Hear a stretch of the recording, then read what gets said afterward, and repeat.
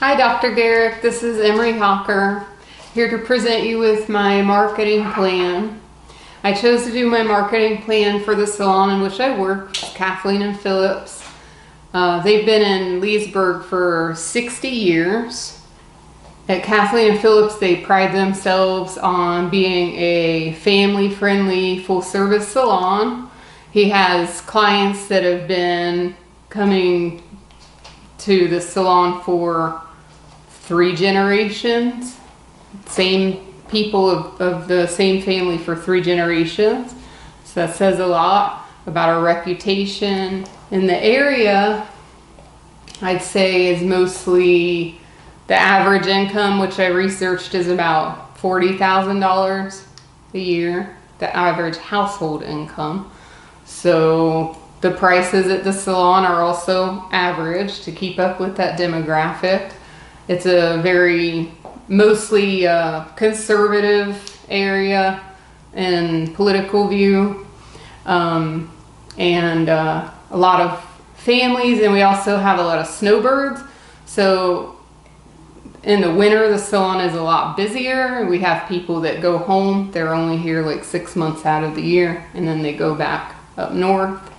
So it helps us in the winter, but we definitely need to concentrate on bringing in younger generations, people that aren't yet retired, to keep the salon busy in the summertime as well. One of the trends that I researched was barbering. It's the old classic barber shops that you remember are quite popular again. The hot lather shaves are really popular. Our haircuts are typically around $20. There's some barber shops in the area that only charge about $10 for a quick haircut, but it doesn't include any frills, anything like we do with shampoos and things like that. Just a dry cut, in and out. There's also other barber shops in the area that charge more than we do, and there's one a couple miles down the street that are they do a subscription service. So depending on how long you want to spend with a stylist each week depends on what your monthly subscription fee would be. So there's people that want to go in for a hot lather shave and a neck trim every week. There's others that would come in for a light trim every couple of weeks. And their price that they pay every month depends on what type of services they would want to enjoy. I believe they do everything, even like little neck massages and things like that. So I think that's a really unique idea that we could consider at a full service salon, because dealing with women's hair, women need bang trims more frequently than a regular haircut. Or we have women that need color touch-ups more frequently than the average color client. So a subscription service is really a neat idea to look into. My marketing goals are obviously to hire in some barbers, because I'd like to bring in that younger, those young men that want the classic trendy barbering techniques to supplement our, make our year-round income a little more steady. Also, we could use a couple of new stylists, because we get walk-ins that we have to turn away, because the stylists at Kathleen and Phillips are experienced and they're booth renters, and they have a full clientele and really don't have the time oftentimes to take a walk-in. We do the best we can, of course, but we can't always take somebody that walks in.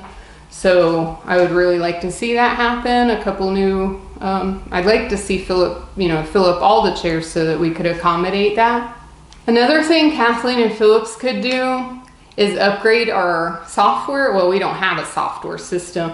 I think what we could do is upgrade our booking system to where we do use a software program where clients can book their appointments online. And right now, all of our stylists, because we're independent, we all take our payments on our own through the Square. I think that there's software systems that would accommodate booking and payments, and we could get it all in one place, which, as long as all the stylists could still be independent in their transactions, would be fine. We would have to get all the stylists on board, but overall it would help the salon, because the salon would be able to keep better track of the salon clientele and be able to keep track of the numbers. As of right now, it's really hard to know the clientele, how many clients we have coming in and out, how many are walk-ins, how many are existing clients, things like that, that would help with future marketing strategies if we could get everybody in a system like that. Another idea that I have for the salon is to host events. So you can host trainings at the salon. It's a rather large salon, so it would be easy to accommodate, say a brand that we like to use. We can get a representative from that brand to come in and do product knowledge classes or a haircutting technique class. And you would actually invite stylists and other salon owners in the area to come and enjoy those classes at our salon. So it would give us not just a good reputation with the clientele in the area, but also with the other salon owners. And there's a local publication called Style Magazine that is actually a really great publication. It would really be nice to have an ad in that magazine. It's a free magazine. They make all their money off advertisements, but it's so well put together and it's really nice. They have beautiful ads in there and people actually look at it, including me. So I think it would be great to have that as part of our, to implement that as part of the marketing plan. The penetration strategy that I decided to go with is diversification.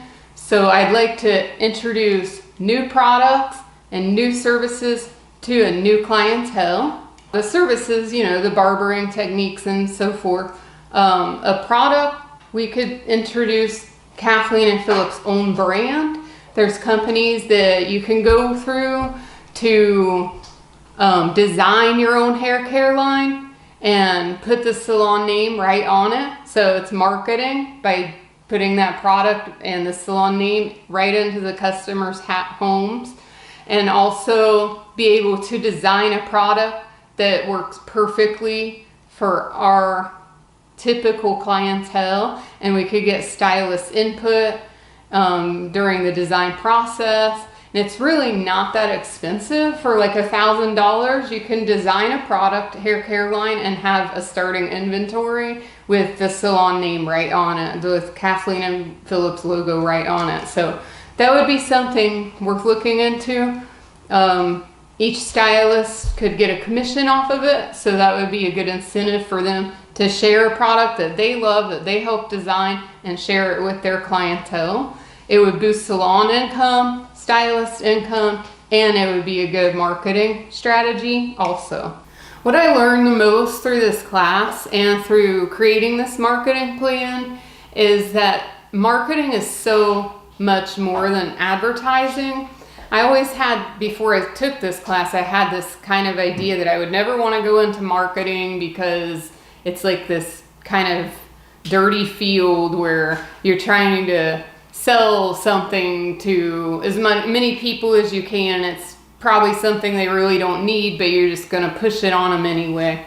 But it's really not the case. The biggest lesson I learned in this class is that marketing is all about sharing something of value with someone else. So at Kathleen and Phillips, for example, we offer quality services.